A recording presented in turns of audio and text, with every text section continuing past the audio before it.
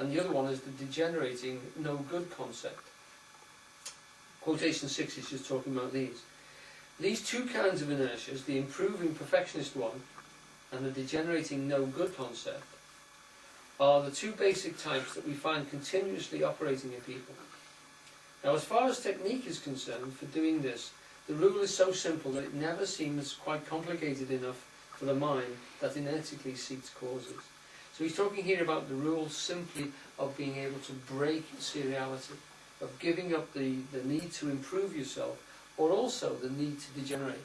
Some people, he says, have a need to degenerate. They've always been told that they're useless or they're slackers and they have to keep proving it.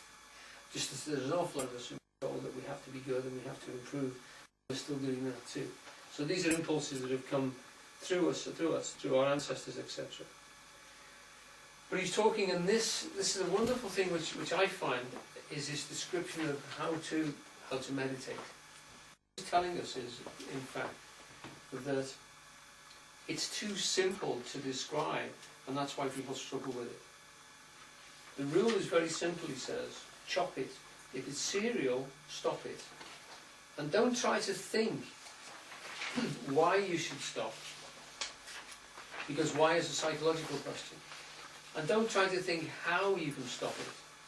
Because that's a mechanical question. Just stop it. In other words, it's a willful act.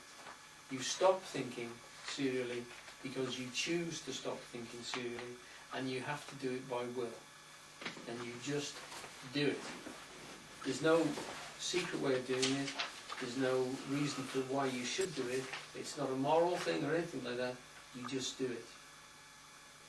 Most people say, how can I stop? But how is a mechanical word? How tells you the process, the mechanical process? There is no mechanical process, whatever. You just see it, and you stop it. Okay?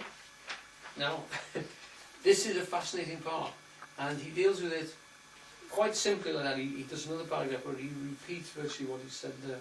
Because it's a willful act, you can't see the reasoning process behind it. There aren't steps to do it.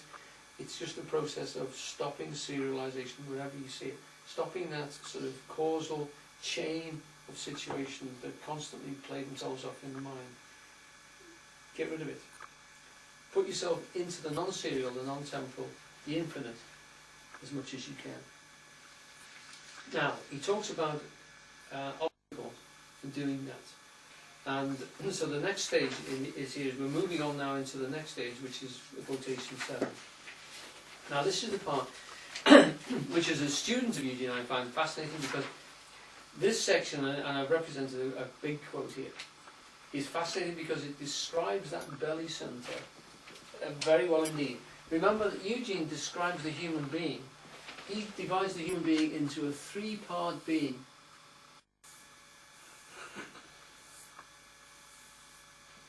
And this part he puts plus and minus. These are the affectations, the feeling zone in the heart. Here is the thinking, the rational, the idea, the reason, which is formal. That means it's to do with shapes and fitting things together. And down here he puts simply urge.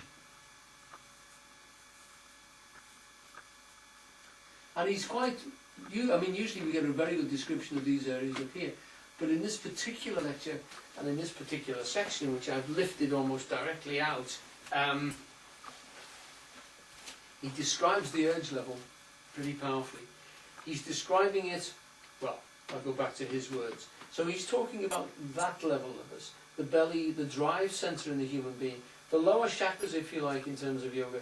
But he's simplified it into the sense of head, chest, and belly. And although you can string the chakras along those if you wanted to, he doesn't particularly, and he certainly doesn't in this lecture, but he's describing about the way we experience the very nature of being human. And this as an obstacle, the way we think about it, we create problems with it. Okay? Number 7. Down in the belly we have some urges. You could say these correspond with Freud's id. The function of this id, or it, it's a rude word, the it is the urge centre. Id is German, is Latin for it. That's what it means. And it was rather than describe or say what this that Freud chose to use the word. It's the urge centre. The urge centre is to supply you with energy, drive energy, cognitive energy. It has sexual urge in the lower third, so he's dividing this here, as the yogis do. In the lower urge it's got sex, sexual drive, or make more bodies, is what that is all about. Okay?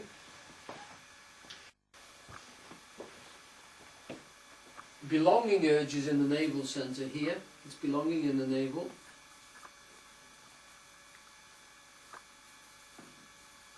And belonging is family. It involves sort of status inside the family and relationships and above that he puts food.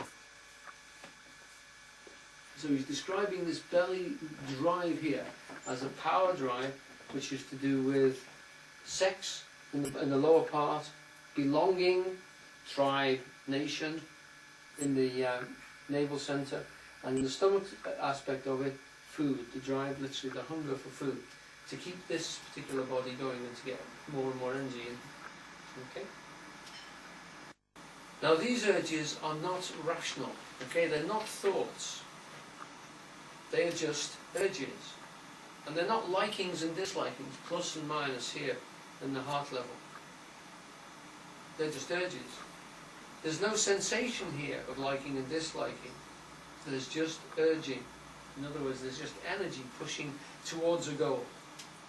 This is very, very difficult to see if you're on the emotional level and think that what you're doing, that you're doing the thing because you like it, and you're not doing it because you don't like it. In fact, at the urge level, you do the thing regardless of whether it's pleasant or unpleasant, regardless of whether it's profitable or unprofitable. The urge simply is a definite amount of energy driving, and it doesn't know where in a reflexive sense. The sexual energy drives to sex because it belongs to it. The navel energy drives into the family, the tribe and the nation because it belongs to it. The stomach drives towards its food because it belongs to it. It has no other reason. It does what it does because it's always done it, eternally and in the temporal process.